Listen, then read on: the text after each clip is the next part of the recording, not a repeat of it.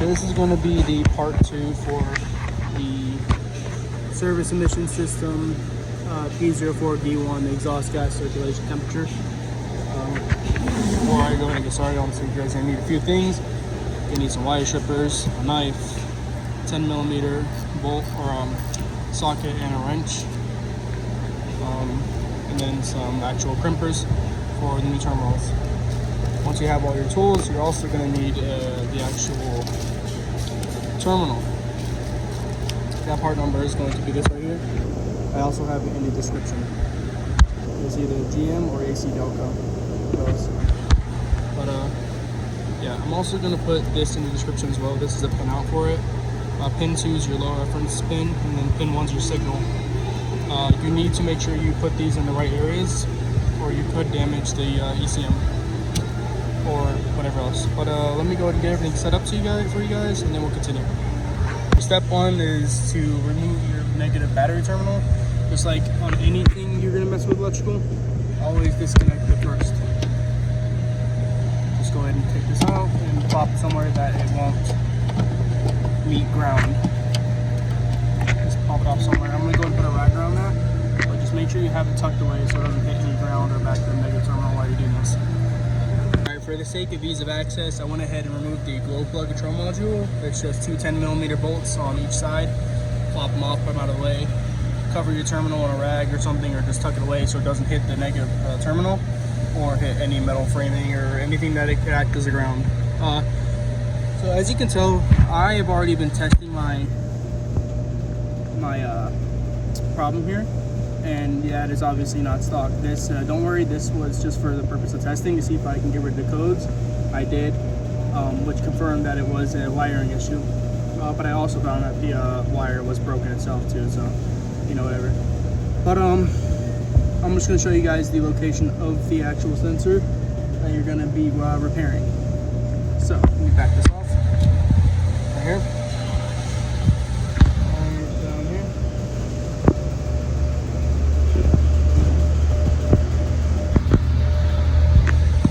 That sensor right in there is what we're going to be repairing. It's EGR T3, not EGT3, which is down there. EGR T3. So I'm going to go ahead and jump over to the actual wire preparation now. Okay, so once you have your negative terminal disconnected and you have found your actual wire and your sensor you're going to be repairing, go ahead and move back to a desk or some sort and grab your new terminal. Go ahead and get it out of the bag and get it ready for preparation. Remove your pigtail from the bag. You're going to have 2 heat shrinkable crimps as well as the pigtail itself. So yeah. So as you can tell on the original pigtail, you can see that it's very short, right? Really short. One thing I've noticed is that with this motor, especially the wire harness, engine harness, any wiring on this vehicle, it's prone to chafing just because of how short all the wires are run, and just that they're run in very tight corners and next to hot stuff and stuff that's turning. So although it is short, I would suggest actually extending the sensor a little bit and just kind of organizing it, or doing some good wire tucking in a way to where if you ever need to go back in here, you know where it's at and how much wire you have there. Plus it'll make it easier on the next guy. So I'm gonna go ahead and jump back over to the bench and continue. Back at the bench, as you can tell, I have it laid out. I would suggest cutting off about this much right here. So from here, that way, cut off that much, because you're not going to need the entire pigtail. So go ahead and cut off a little bit, or don't. I'm doing what I want to do, just because I prefer it. But so go ahead and cut off some, or don't, and then we'll continue on.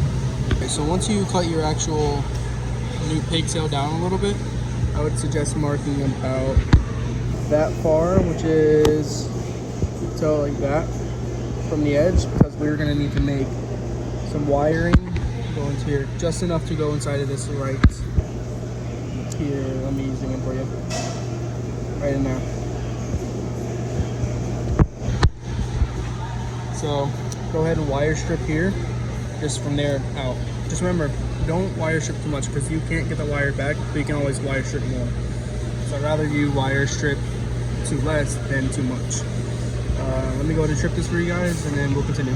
Okay, so once you guys have it stripped and cut down to length, you're gonna go ahead, ignore that because I have to twirl that again, but you're gonna want to go ahead and cut it to around this length, because if I put this in here like this, give me 1 second,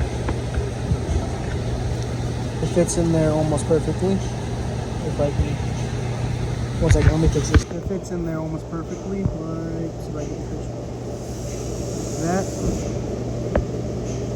Let me get a light on there for y'all.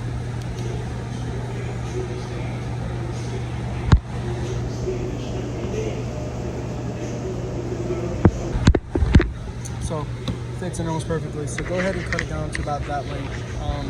Also, you're gonna want to use a strip of 1/6. I stripped it with the 1/6 on here, which is the mm. I did millimeter 1/6. But you can do like 14 gauge, I guess you can use. But yeah.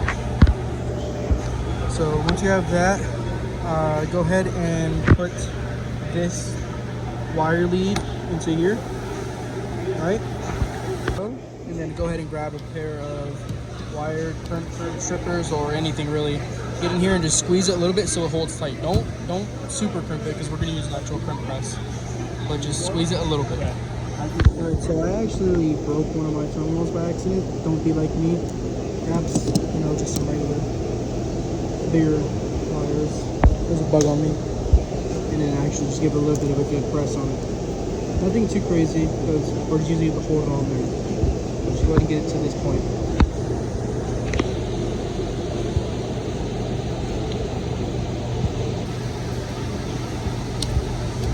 Once you get it to around here, stop and then move back to your truck, and I'll tell you where to go from here. Alright, so once you're back at your truck, you're going to go ahead and find your sensor again, which is going to be located right here. So to the left of your turbo, left, right there. So find your sensor.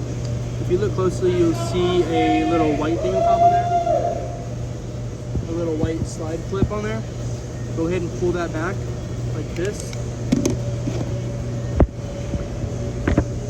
Just go down there, and can't really give you guys, but see that little white clip? Just kind of slide it back like that, so you can go forward, back. Slide it back, and then squeeze down on it.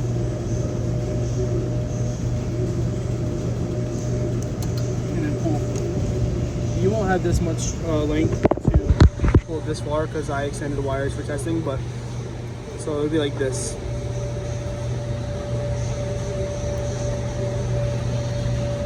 So you slide this clip back and then squeeze down. Alrighty. Once you have your wiring out like this and you see your clip is disconnected, go ahead and find the area that's broken, whatever you have, broken line, stretch line, whatever, blah, blah, blah. Cut back. So let's say I have a brake right here. Actually, give me a second. This right here will trigger the trigger code. Let's say your brake is right here.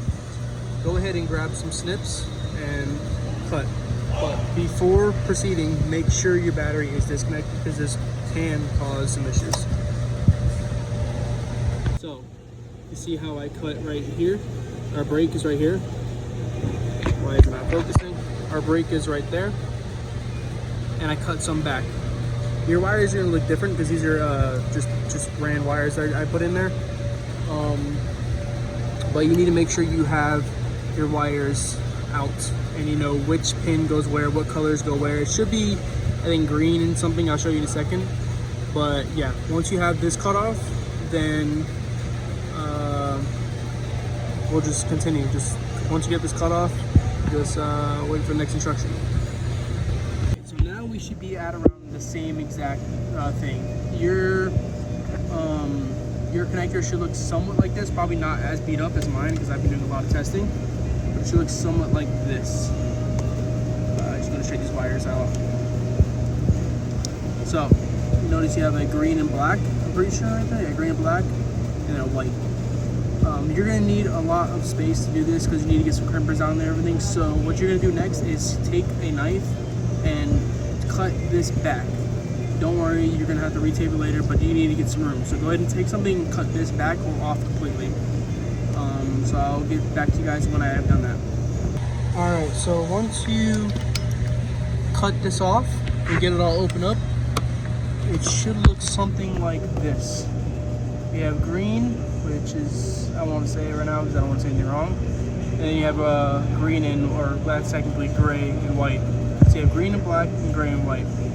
Once you get it to this point, you need to go ahead and strip it about the same amount you stripped it for the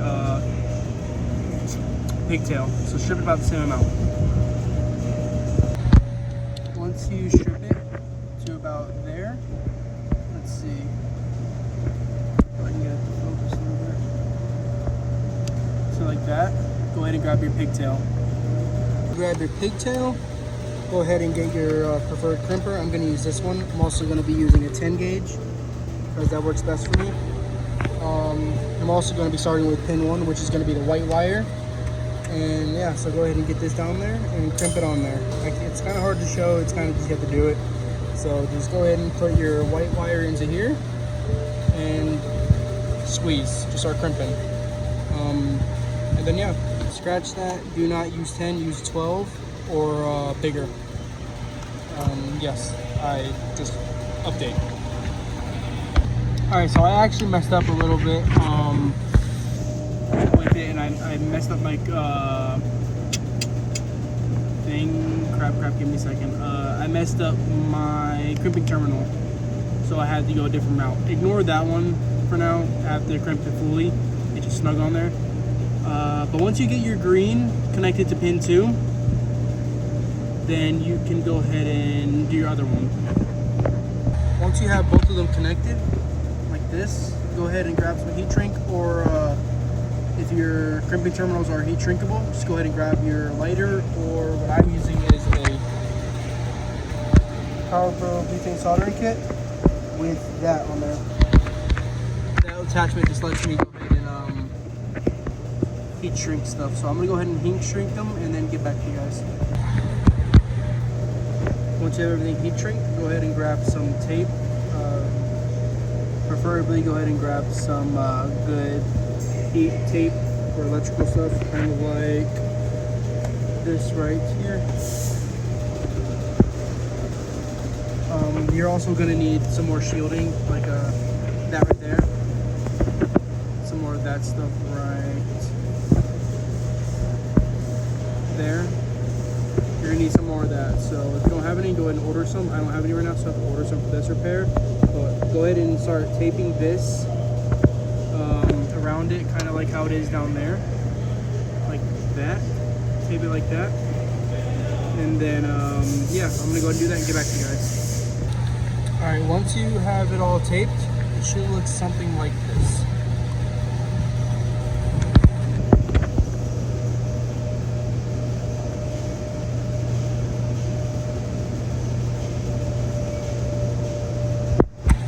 Once you get it looking like that, you want to go ahead and wrap it in some more of that heat shrink wrap.